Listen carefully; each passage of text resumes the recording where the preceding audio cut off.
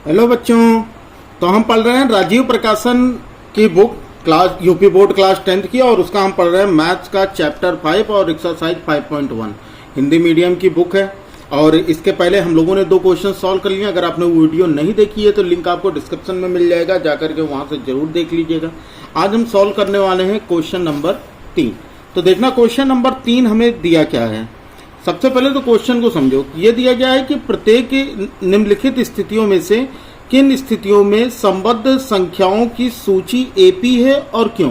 मतलब हमें ये बताना, हमको कुछ कंडीशन दिए गए हैं और ये बताना है पढ़ के कि कौन सी कंडीशन है जो कि अरिथमेटिक प्रोग्रेशन यानी कि समांतर श्रेणी बना रही है और क्यों बना रही है। हमें इसका रीजन भी देना है।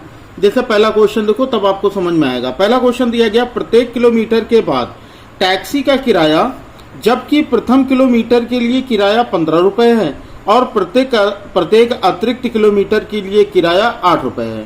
बात समझ में आई आपको।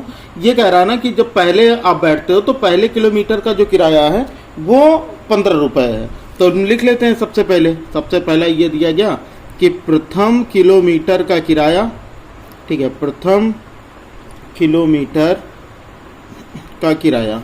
अब हमें कितना दिया गया प्रथम किलोमीटर का किराया, ये हमें दिया गया है 15 रुपए। तो हम लिख लेंगे भाई जितना हमको दिया गया है वो हम लिख लेते हैं। प्रथम किलोमीटर का किराया 15 रुपए, चलो ठीक है। उसके बाद आगे जो प्रत्येक किलोमीटर है ना उसके लिए 8 रुपए अलग चार्ज होता है। तो हम लिख लेते हैं कि अतिरिक्त किलोमीटर का किराया, अतिरिक्त किलोमीटर का किराया कितना हो जाएगा। अतिरिक्त किलोमीटर का किराया ये हो जाएगा हमारा 8 रुपये। मतलब अब उसके आगे अगर आप जाओगे तो हर किलोमीटर पर आपको 8 रुपये एक्स्ट्रा देना पड़ेंगे, ठीक है। तो यानी यहाँ से हमारी जो श्रेणी बनेगी, जो श्रृंखला बनेगी, वो क्या बनेगी। तो देखो जो श्रेणी पहले किलोमीटर का 15 बना, फिर आगे 8 रुपये ज़्यादा लगेगा। तो 15 में से 8 जोड़ोगे तो अगले किलोमीटर का 2 किलोमीटर का 23 रुपये, 3 किलोमीटर का करोगे तो 31 रुपये, 4 किलोमीटर का फिर उसमें जोड़ोगे 39 रुपये। तो ऐसे करके ये हमारा श्रेणी बन जाएगा। हाँ, अब हम जांच कर लेते हैं इसकी कि कैसे, अब क्या ये हमारी समांतर श्रेणी है, ये हम जांच कर लेते हैं। तो हमको a बराबर दिया गया है 15, a बराबर कितना दिया गया है 15। अब हम यहाँ पर निकाल लेंगे d1। तो d1 हमारा कितना हो जाएगा a2 माइनस a1, यही तो होगा। यही तो हम लोगों ने पहले पढ़ा था, मतलब द्वितीय पद माइनस प्रथम पद। तो यहाँ से करके देख लो। तो 23 में से अगर आप 15 घटाओगे तो कितना हो जाएगा, 8 हो जाएगा। ऐसे ही आप चेक करोगे d2, तो d2 हो जाएगा a3 माइनस a2। देखो हर जगह अगर समान आएगा तो समांतर श्रेणी है। तो 31 माइनस 23 आप करोगे तो यहाँ पर भी हमारा 8 आ जाएगा, सही है। अब d3 चेक कर लो आप, तो यहाँ पर हो जाएगा हमारा a4 माइनस a3। तो ये हो गया कितना 39 माइनस 31, और 39 में से 31 गया कितना हो गया 8। यानी हर जगह पर हमारा जो d1 सर्वांतर है वो समान है। तो हम लिख देंगे कि भाई चूंकि सभी अंतरों का, चूंकि सभी अंतर जो हैं समान है, चूंकि सभी अंतर समान है अर्थात समान है, अर्थात सार्वांतर बराबर 8, अर्थात सार्वांतर बराबर 8। अब सार्वांतर अगर हमें सार्वांतर 8 है तो इसका मतलब क्या हो गया, इसलिए दिया गया सूची क्या है, एपी है। हो गई बात हमारी। इसलिए दिया गया सूची एपी है, दिया गया। इसी तरह से आपको अपनी कॉपी में लिखना है, ठीक है ना, क्योंकि बहुत सारे बच्चे ऐसे होते हैं जो कि देखकर बता तो देते हैं कि हाँ ये एपी है, लेकिन हमको लिखना कैसे है। तो हमको इस तरह से लिखना है। चलो अगला क्वेश्चन देखते हैं। दूसरा क्वेश्चन दिया गया कि किसी बेलन यानी सिलेंडर में उपस्थित हवा की मात्रा, जबकि वायु निकालने वाला पंप प्रत्येक बार बेलन की शेष हवा का 1/4 भाग बाहर निकाल देता है। देखो यहाँ पे ये हमको दिया गया ना, बाहर निकाल देता है। तो हमें इस कंडीशन में बताना है कि भाई क्या ये हमारा एपी है। चलो दूसरा क्वेश्चन समझो। अब यहाँ पर हमें दिया गया है कि मान लो बेलन में जो हवा की मात्रा है वो 1 है। माना बेलन में हवा की मात्रा एक है। ठीक है, आप कुछ भी मान लो, एक मतलब हम केवल एक यूनिट मान ले रहे हैं कि एक है। फिर ये क्या करा, 1/4 हवा निकाला गया। ठीक है, हवा निकाली गई, हवा या हवा निकाला, ये लिख लो। कितना हवा निकाला गया, 1/4। तो हम यहाँ पर लिख लेंगे भाई 1/4 हवा निकाला गया। बताओ ये समझ में आया। तो यानी हम ये कह सकते हैं कि भाई यहाँ पर जो हमारा T1 है, ठीक है, पहले जो मात्रा थी वो 1 है, फिर हवा निकाल दी गई, तो यानी हमारा जो T2 हो जाएगा वो कितना हो जाएगा, 1 माइनस 1/4। यानी ये हवा निकाल दी गई, तो बची हवा कितनी है, ये T1 T2 ये हमारी बची हुई हवा होगी। ठीक है, अब बची हवा कितनी है, माइनस कर लो। 4 × 4 और 4 में से 1 गया तो बच गया हमारा 3/4। ये समझ में आया। फिर अब आगे ऐसे निकाल लो T3, अब आगे निकालते चलो ऐसे ही, तो हमारा ये कितना हो जाएगा, अगर इसमें से आप T3, अब यहाँ पर जो हवा निकाली गई, अब यहाँ से इसकी हवा निकाली गई, तो यहाँ पर हवा निकाला, कितना हवा निकाला भाई, हवा निकाला, हमेशा 1/4 निकाल दिया जा रहा है। ठीक है, तो 3/4 था, 1/4 उसमें से हवा निकाल देंगे तो कितना हो जाएगा हमारा, 3 × 3 4 × 16, यानी इतनी हवा निकालनी है। ये बात आई समझ में। अब इसका मतलब जो हमारा T3 होगा वो कितना हो जाएगा, 3/4 और माइनस 3/16, यानी 3/16। अब ये हवा निकाल, अब ये बची हुई हवा हो जाएगी, 16 और 4 का लासा लोगे तो 16 हो जाएगा, 4 चौक 16, तो 4 का 3 से गुणा करेंगे तो 4 3 12, 16 × 16 यानी हो गया 3, तो 12 में से 3 जाएगा, कितना हो जाएगा 9। तो इसका मतलब 9/16 हवा बच गई। अभी फिर निकालनी है ना, फिर हवा निकालो, हवा निकाला, फिर से हवा निकाल लो, 1/4 जितना बचा है उसका 1/4 हवा निकाल दो, हवा निकाला, जितना भी है उसका 1/4 हवा निकाल दो, तो 9/16 और इसका 1/4 हवा निकाल दो, तो कितना हो जाएगा, 9 × 9 और 16 × 6 = 64। बताओ ये बात समझ में आई। अब देखो कितनी हवा बची है, T4 निकाल लेते हैं हम, तो यहाँ पर हो जाएगा हमारा 9/16 था, अब इसमें से 9/64 इसको माइनस कर लेंगे, तो यहाँ 16 और 64 का एलसीएम हो जाएगा हमारा 64, तो कितना हो जाएगा, 16 चौको 64, तो 4 9 36 हो गया, और 64 × 64 मतलब ये हो गया, तो 36 माइनस 9 करोगे तो हो जाएगा 27/9। बताइए ये समझ में आया। मतलब T1 T2 T3 T4 ये हमारा श्रृंखला आ गई। तो यानी अगर हम श्रृंखला की बात करें तो हमारी जो श्रृंखला बनी है वो हमारा कितना हो गया, सबसे पहले 1 से शुरू होता है, हमने 1 मान रखा था, फिर 1 के बाद 3/4 हो गया, फिर उसके बाद 9/16 हो गया, फिर उसके बाद 27/9 हो गया, और ये श्रृंखला ऐसी ही चलती रहेगी। यही तो है। अब इसमें आप चेक कर लो क्या ये समांतर श्रेणी है, आप चेक कर लो भाई। कैसे चेक करोगे, वही सेम चीज़ सार्वंतर निकाल कर। तो सबसे पहले D1 निकालो, तो D1 = हो जाएगा A2 माइनस A1, यानी 3/4 - 1, 3/4 - 1, आप करके देख लो तो कितना हो जाएगा, 4 हमारा एलसीएम हो जाएगा, लासा ये हो गया 3 माइनस 4 × 4। अब प्लस माइनस का सॉल्यूशन माइनस होता है और निशान बड़े नंबर के आगे का, तो यहाँ माइनस लग गया, 4 में से 3 घटाओगे तो 1 आएगा, तो यानी -1/4 हो गया इसका। सही है। उसके बाद D2 निकाल लो आप, तो D2 बराबर A3 - A2, यानी 9/16 माइनस 3/4, इसको माइनस करके देखो तो यहाँ पर 16 और 4 का लासा हो गया हमारा 16, तो ये तो हमारा 9 हो जाएगा क्योंकि 16 है, और 4 चौक 16, तो 4 3 12 हो गया। अब 12 में से 9 घटाओ, तो 12 में से 9 घटाओगे 3 हो जाएगा, और बड़ी संख्या के आगे माइनस है तो हमारा माइनस लग गया, तो -3/16। ये बात है समझ में।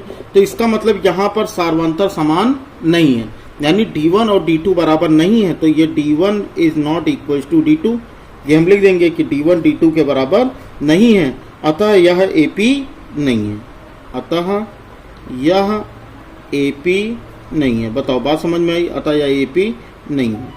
एक बार फिर से ये क्वेश्चन को समझ लेना, क्या कह रहा था, ये कह रहा था ना कि किसी बेलन में उपस्थित हवा की मात्रा जबकि वायु निकालने वाला पंप प्रत्येक बार बेलन की शेष हवा का 1/4 भाग बाहर निकाल देता है।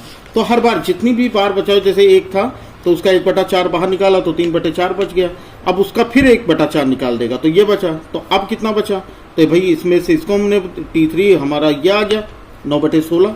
बताओ समझ में आ रहा है कि नहीं, मतलब इतनी हवा हमारी बची हुई है, ये निकाल दिया गया तो इतनी हवा हमारी बची हुई है, फिर उसका 1/4 निकाल दिया गया, फिर इतनी हवा बची, बात आई समझ में। और उसके बाद हमने लास्ट में देख लिया कि हमारा जो सार्वंतर है वो समान नहीं आ रहा है। जब हमने D1 और D2 निकाला बस 2 ही पे हमको पता लग जाएगा, तो इसका मतलब क्या है कि ये AP नहीं है। बस यही हमें बताना था। क्लियर है? चलो आगे देखो इसका, इसमें थर्ड पार्ट इसका क्या कह रहा है, बहुत ध्यान से देखना, बहुत ही इंटरेस्टिंग चैप्टर है। क्या कहा इसने, थर्ड क्वेश्चन देखो क्या कहा।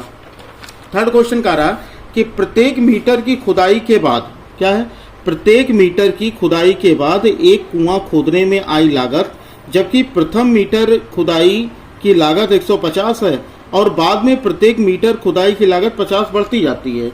तो हमको ये क्वेश्चन ना बिल्कुल थर्ड का जो फर्स्ट वाला था बिल्कुल उससे मिलता जुलता लग रहा है, इस वाले की तरह। अब देखते हैं क्या ये सही, क्या ये AP है, हम ये चेक करके देखेंगे। चलो अब हम यहाँ पर हमको तीसरा पार्ट हमें क्या क्या दिया गया है ये हम पहले देख लेते हैं। हमें क्या दिया गया है कि प्रथम मीटर का लागत, यानी जो हमें ये दिया गया कि प्रत्येक मीटर की खुदाई के बाद एक कुआं खोदने में आई लागत और प्रथम मीटर की खुदाई की लागत 150 है। तो हम लिख लेंगे कि प्रथम मीटर का लागत कितना है, प्रथम मीटर का लागत जो है वो 150 रुपये है। चलो ठीक है। और दूसरे मीटर में मतलब हर अगले मीटर में 50 रुपये बढ़ती जाएगी, तो हम लिख लेंगे कि दूसरे मीटर की खुदाई का लागत, देखो दूसरे मीटर खुदाई की लागत, दूसरे मीटर खुदाई की लागत। अब हमारा 150 था पहले, अब 50 रुपये बढ़ता जाएगा, तो यानी 150 प्लस 50 यानी कि कितना हो गया, अगले मीटर में 200 रुपये हो गया। बताओ ये बात समझ में आई। फिर अगले तीसरे मीटर की खुदाई देखो, फिर 50 बढ़ेगा, तो तीसरे मीटर खुदाई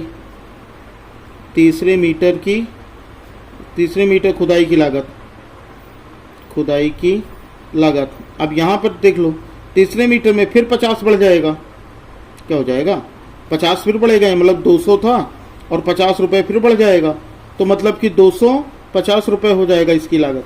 बताओ ये बात समझ में आ गई सभी को। अब यहाँ पर हम श्रृंखला जो हमारी बनी, मतलब ऐसे ही करते जाओगे 50-50 बढ़ता जाएगा, तो हमारी जो श्रृंखला बनेगी बच्चा वो क्या बनेगी, वो हो जाएगी 150 200 50-50 बढ़ता जाएगा, 250 300 और ऐसे ही ये श्रृंखला चलती रहेगी। अब हम चेक कर लेते हैं भाई, जांच कर लेते हैं इसमें क्या ये AP है ना। अब जांच कैसे होगी, आपको ये बात तो पता ही है कि भाई A तो हमारा कितना है 150 है, सब में D निकाल लो, तो D1 बराबर हो जाएगा 200 माइनस 150, तो करोगे तो हो जाएगा 50, और D2 करोगे तो D2 250 माइनस 200, 250 माइनस 200, तो ये भी हो जाएगा हमारा 50। ऐसे ही D3 निकाल लोगे, D3 हो जाएगा 300 माइनस 250, 300 माइनस 250, तो ये कितना हो जाएगा भाई, ये भी 50 हो जाएगा। तो हर जगह हमारा सार्वंतर क्या है, समान है कि नहीं। हमारा सार्वंतर क्या है, समान। हम लिख देंगे कि D1 बराबर D2 बराबर D3 सार्वंतर समान है, अतः यह AP है, अतः यह AP है। बात खत्म। आसान है ना, समझ में आ गया होगा। क्वेश्चन नंबर 3 बहुत ही आसान था। अगला क्वेश्चन देखें। चलो भाई अब हम टाइम वेस्ट नहीं करेंगे, हम अगला अपना देखते हैं क्वेश्चन नंबर, इसका फोर्थ पार्ट देखते हैं। फोर्थ पार्ट क्या दिया गया, फोर्थ पार्ट दिया गया है कि खाते में प्रत्येक वर्ष का मिश्रधन, जबकि 10,000 की राशि 8% वार्षिक की दर से चक्रवृद्धि ब्याज पर जमा की जाती है। मतलब हमें क्या क्या दिया गया है ये चीज़ देख लेना। हमें पहले वर्ष की राशि दी गई है, निकाल लेते हैं।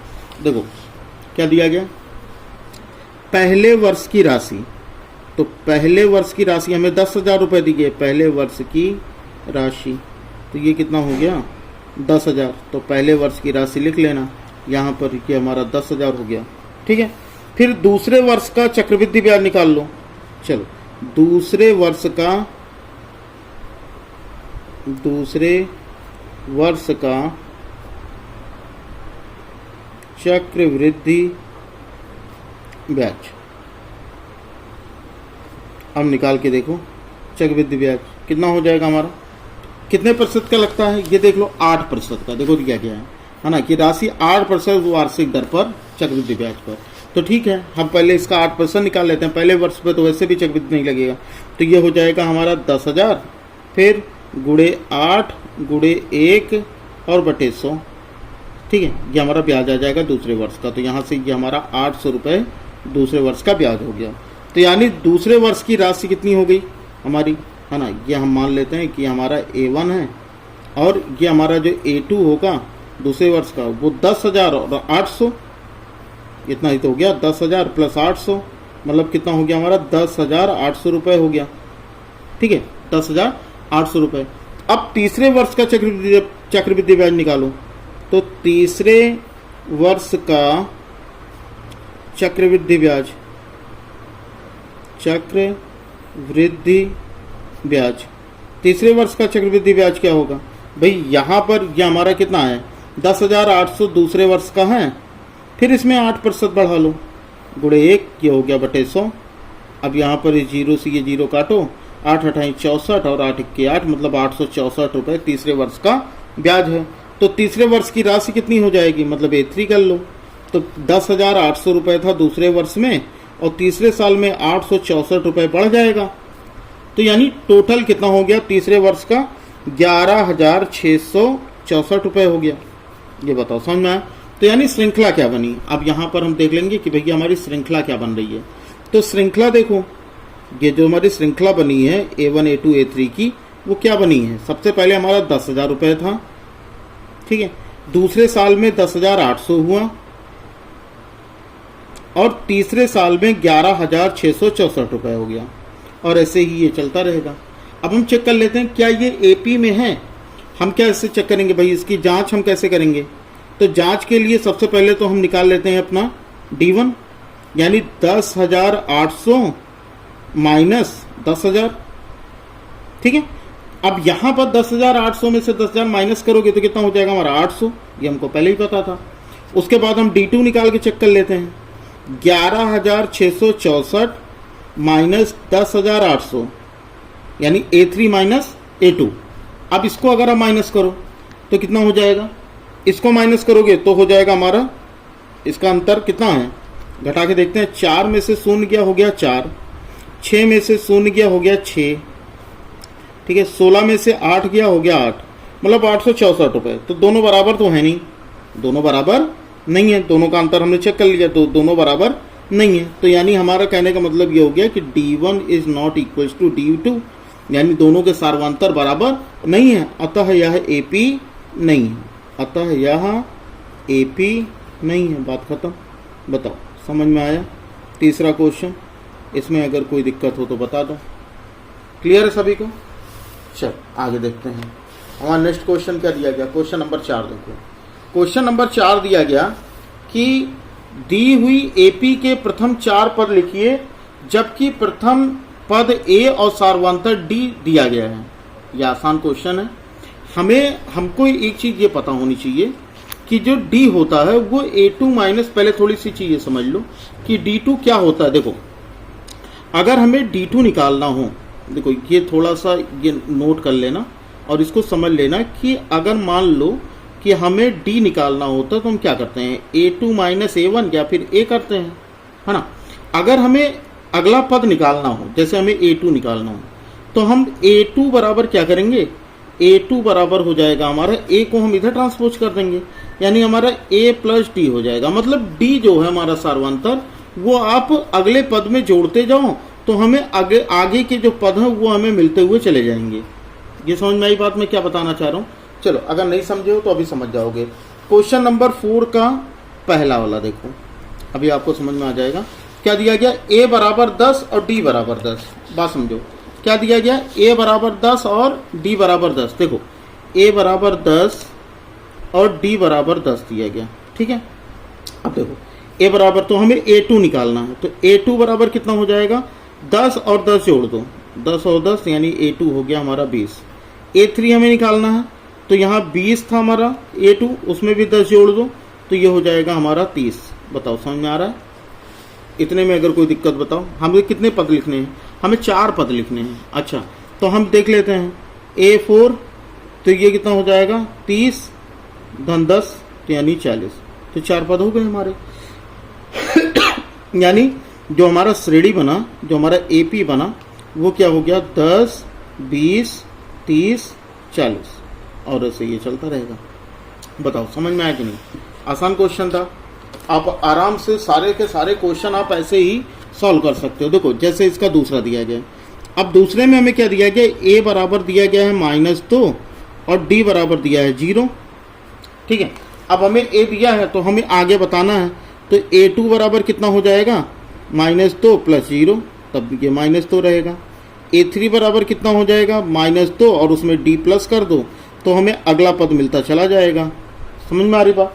तो इसका मतलब इसका जो समांतर श्रेणी AP बनेगा वो हो जाएगा -2 -2 -2 4 पद हो गए हमारे, ये ऐसे चलता हुआ चला जाएगा। बताओ समझ में आया? क्लियर है ना? अब इसका तीसरा पार्ट देखो, इसका तीसरा पार्ट क्या दिया गया हमें, a बराबर 4 और d बराबर -3। ठीक है, a बराबर 4 और d बराबर -3 की हमें दिया गया है, तो ठीक है हम आगे के पद निकाल लेंगे भाई। हमें कितना हो जाएगा, a2 बराबर हो जाएगा 4 प्लस, अब इसमें d प्लस करते चलो, तो d तो हमारा निगेटिव है तो कितना हो जाएगा, माइनस में प्लस माइनस का मल्टीप्लाई माइनस होता है, तो ये 3 हो गया, तो 4 - 3 करोगे तो 1 हो जाएगा। बताओ ये समझ में आया?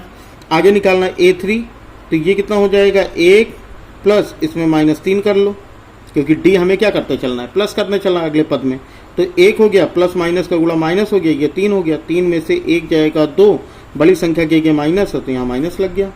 ठीक है, आगे चौथा पद निकालना है, तो चलो -2 हो गया प्लस, अब यहाँ पर ये -3 कर लो, सही है। अब हमारा कितना हो जाएगा, ये हो जाएगा -2 प्लस माइनस का माइनस, ये हो गया 3, तो कितना हो गया, -5 हो गया। बताओ बात समझ में आ रही है? तो यहाँ पर 4 हुआ, फिर 1 हुआ, है ना, और उसके बाद हमारा -5 हुआ, तो ये हमारी अगली श्रेणी। अब एक चीज नहीं समझ में आ रही, क्या ये समांतर श्रेणी बनी है, सबके बीच का d इक्वल है ना? ये अगर आप चेक करो क्या -3 सब में है, तो बिल्कुल है भाई। 1 - 4 करोगे तो -3, -2 - 1 करोगे -3, -5 - 2 करोगे तब भी -3। तो हमारा जो श्रेणी आया है या जो हमारी AP आई है वो कितना हो गया, वो हो गया 4 1 -2 -5, ये हो गया हमारे 4 पद। ठीक है, आगे देखो चौथा क्या दिया गया, a बराबर -1 और d बराबर 1/2। ठीक है, फोर्थ क्वेश्चन हमको दिया गया कि a इज इक्वल्स टू, कितना दिया गया, तो a इज इक्वल्स टू -1 और d है 1/2, तो a इज इक्वल्स टू -1 और d हो गया 1/2। यही तो दिया था, मैं बार बार चेक कर लेता हूँ ऐसा ना हो गलत हो जाए। a इक्वल्स टू -1 और d जो है वो 1/2 है। तो हमें आगे के पद बताने हैं, तो ठीक है हमें a2 बताना है, तो a2 इज इक्वल्स टू हो जाएगा -1 प्लस 1/2। अब यहाँ पर हम एलसीएम ले लेंगे, 2 एलसीएम ले लोगे तो ये हो जाएगा हमारा -2, ये हो गया +1, 2 - 1 करोगे 1, बड़े का आगे माइनस है तो माइनस लग गया, तो 1/2 हो गया। फिर a3 निकाल लो ऐसे ही, तो -1/2 और उसमें 1/2 प्लस कर दो, क्योंकि d हमें क्या करना है, प्लस करना है, तो ये दोनों तो सेम है, तो ये हमारा 0 हो गया। फिर a3 निकाल लो ऐसे ही, अब a3 में 0 है, उसमें 1/2 प्लस करोगे, ठीक है, a4 है सॉरी, तो ये हमारा कितना हो जाएगा, 1/2 हो जाएगा। तो इसका मतलब इसके जो आगे के 4 पद होंगे, मतलब ये जो हमारे 4 पद होंगे, इसका जो AP बना वो हो गया हमारा, कहाँ से शुरू हुआ था, -1 से शुरू हुआ था, तो -1, फिर हो गया -1/2, फिर हो गया 0 और फिर हो गया 1/2, और ये ऐसे ही चलता रहेगा। ये हो गए इसके 4 पद। ठीक है, तो ये हमारे कितने हो गए, ये हमारे 4 पद, ये फोर्थ क्वेश्चन के ये आ गए। मुझे लगता है कि आपको ये सारी चीज़ें समझ में आ रही होंगी, आप आसानी से अब कर पाओगे। फिर आगे देखो हमारा जो क्वेश्चन नंबर 5 दिया गया, इसका क्वेश्चन नंबर 4 का 5th पार्ट, ये क्या दिया गया, a इज इक्वल्स टू -1/1.25। ठीक है, a is equals to -1.25 sorry -1.25 और d कितना दिया गया, -0.25। d कितना दिया गया है, -0.25। अब ये कह रहे हैं इसके आगे के 4 पद बताने हैं, a हमें दिया गया है। अब हमें करना क्या है भाई, हमें d केवल प्लस करते हुए चलना है, यही तो हमने पढ़ा। तो यहाँ पर हमारा क्या हो जाएगा, a2 इज इक्वल टू हो जाएगा -1.25। अब उसी में प्लस कर दो किसको, d को, यानी 0.25 को, तो हमें अगला पद मिल जाएगा। ठीक है ना, तो यहाँ पर आप करोगे तो ये हो जाएगा -1.25 प्लस माइनस का हो गया माइनस और 0.25 ये हो गया। माइनस माइनस का सॉल्यूशन क्या होता है, प्लस होता है, और साइन कौन सा लगता है, माइनस का लगता है, तो मैं ये प्लस कर लो, तो ये हो जाएगा हमारा -1.5। बताओ ये समझ में आया। अब आगे निकाल लो, A3 निकाल लो, है ना। A3 हो जाएगा -1.5, अब इसमें प्लस करना है -0.25, ये हमें प्लस करना है। तो ये कितना हो जाएगा -1.5 प्लस माइनस का माइनस और 0.25, ये हो गया। माइनस माइनस का सॉल्यूशन प्लस होता है, निशान माइनस का लगेगा, और यहाँ पर 5 to 7 हो जाएगा, यानी 1.75 हो जाएगा। सही है। उसके बाद A4 भी ऐसे ही निकाल लेंगे, -1.75 में D को हम प्लस कर देंगे, तो D हमारा -0.25 है। सही है। तो ये हमारा कितना हो जाएगा -1.75, और ये हो गया -0.25, और यहाँ से आप प्लस कर लो तो माइनस माइनस सॉल्यूशन प्लस, निशान माइनस का, और 75 में 25 प्लस करेंगे तो 100 हो जाएगा, यानी 1, यानी ये हो जाएगा -2.00। बताओ समझ में आया। तो इसका मतलब जो हमारा AP बना वो हो गया, हमारा पहला पद दिया था -1.25, दूसरा पद हो जाएगा -1.5, तीसरा पद हो जाएगा -1.75, और चौथा पद हो जाएगा -2। ठीक है। तो इस तरह से ये श्रृंखला जो है ये आगे चलती जाएगी। तो इस तरह से ये हमारा 4th क्वेश्चन भी सॉल्व हो गया। अब इसके आगे के क्वेश्चन हम लोग नेक्स्ट क्लास में करेंगे। ठीक है। इसके आगे जो क्वेश्चन हमारा बचा हुआ है, क्वेश्चन नंबर 5, वो हम लोग 5, 6, 7 वो हम लोग नेक्स्ट क्लास में करेंगे। तो फिलहाल अभी अगर अभी तक आपने वीडियो लाइक नहीं किया, अगर वीडियो अच्छी लगी हो तो भाई वीडियो को लाइक कर दीजिए, और किस चैप्टर के आपको सॉल्यूशन चाहिए वो भी हमें कमेंट बॉक्स में बता दीजिएगा, या किस स्पेशल बुक की चाहिए। ठीक है। तो वो भी बता दीजिएगा, वो बुक भी आपको पढ़ा दी जाएगी। ठीक है बच्चा, चलो फिर पढ़ते रहो।